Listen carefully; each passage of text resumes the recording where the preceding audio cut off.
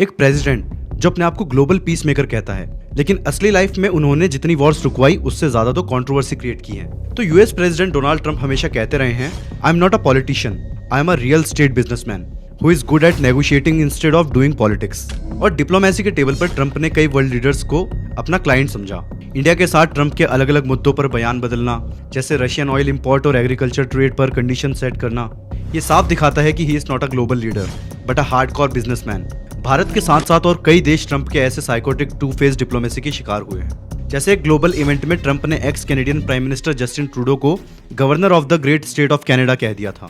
और ये incident last year दिसंबर में मैर ए लेगो में डिनर मीट के दौरान हुआ था, जिसे सुनकर ट्रूडो हैरान रह गए थे। क्या किसी कंट्री के पीएम को गवर्नर कहना सही बात है? लेकिन ट्रंप का सबसे बड़ा ऑब्सेशन है क्रेडिट लेना। अब तक जितने भी मेजर डिस्प्यूट्स हुए हैं, चाहे वो इंडिया पाकिस्तान हो या इजराइल पैलेस्टीन, इनमें से एक भी कॉन्फ्लिक्ट जेन्युइनली सॉल्व होना तो दूर की बात है, ये सिर्फ एक पीआर स्टंट बनकर रह गया है।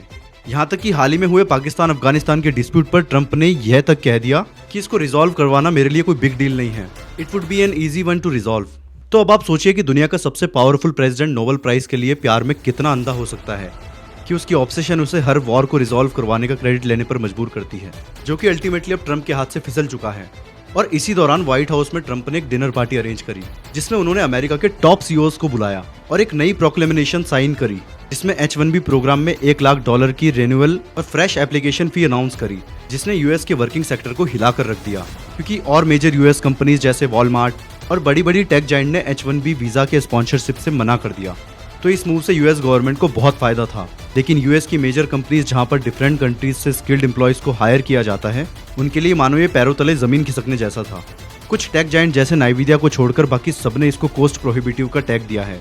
और हाल ही में इतने मैसिव कियोस्क के बाद ये फीस सिर्फ उन पर अप्लाई करने का रूल आया है जो सितंबर 21, 2025 के बाद वीजा अप्लाई करेंगे।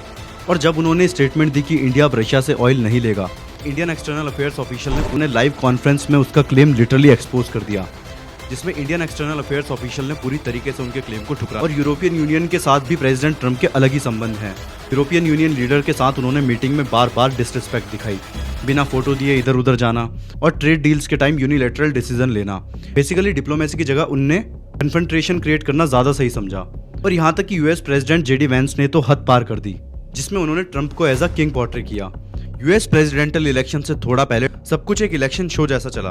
यूएस में इंडियन डायस्पोरा अब कहता है, यहाँ फ्रेंडशिप का ड्रामा कर रहे हो और पीठ पीछे टैरिफ्स की मार और रिस्ट्रिक्शंस का दोगलापन। ऐसा आखिर कब तक चलता? ये वही लोग हैं जिनसे ट्रंप ने इलेक्शन से पहले भर भर कर वोटों की मांग करी थी। और आपको जानकर हैरानी होगी कि यूनाइटेड स्टेट्स चाइना का सबसे बड़ा सोयाबीन एक्सपोर्टर था। लेकिन जब डोनाल्ड ट्रंप ने पावर संभाली, उन्होंने अमेरिका फर्स्ट पॉलिसी के तहत चाइना पर हैवी टैरिफ्स लगा दिए। इसका रिजल्ट ये हुआ कि चाइना ने रिटेरिएटली टैरिफ्स लगाकर यूएस सोयाबीन का इंपोर्ट रोक दिया। अमेरिका के मिलियंस फार्मर्स नुकसान में आ गए, प्रोटेस्ट करने लगे क्योंकि बायर्स कम हो गए थे और बिजनेस गिरने लगा। चाइना ने अपनी सोयाबीन सप्लाई ब्राजील और अर्जेंटीना से बढ़ा ली, जिस वजह से अमेरिकन सोयाबीन मार्केट में बहुत इफेक्ट हुआ। और ट्रंप हमेशा बोलते रहे हैं कि उनकी चाइना के प्रेसिडेंट शी जिनपिंग के साथ बहुत अच्छी दोस्ती है, लेकिन इसके बाद भी ट्रंप ने चाइना के साथ अपनी ट्रेड पॉलिसी में कुछ सख्त कदम उठाए हैं, जिसमें कुछ प्रोडक्ट पर 60% से लेकर 100% तक के टैरिफ्स लगाए गए हैं और सरकेज़म में 155% टैरिफ लगाने के भी इंडिकेशन दिए। ट्रंप के कमबैक के बाद इंडिया यूएस रिलेशन एकदम गर्म हो गए हैं, दोस्ती कम नोकझोंक ज्यादा। क्योंकि 2024-25 में ट्रंप ने इंडिया पर नए ट्रेड प्रेशर डाले, जैसे स्टील, टेक्सटाइल और फार्मा गुड्स पर 50% तक के टैरिफ लगाए, सिर्फ इसलिए क्योंकि इंडिया रशिया से ऑयल लेना बंद नहीं कर रहा था।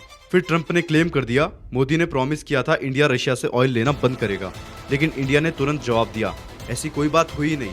और डेटा ने भी प्रूव कर दिया, रशियन ऑयल शेयर सिर्फ 25 से 27% था और सब कुछ नेशनल इंटरेस्ट के हिसाब से था। तो चाहे टैरिफ हो या ट्रंप के टॉल क्लेम्स, इंडिया ने अपना स्टैंड क्लियर रखा। दोस्ती जरूर, पर डिस्कशन अपने टर्म्स पर। The decision whether to buy a particular product from a country is something that the entire world will have to take a call on. So I was reading in today's paper. तो आपका इस बात पर क्या कहना है? अपना answer comment section में दें और ऐसी इन्फॉर्मेशन के लिए फॉलो कर ले मेग अपडेट्स को।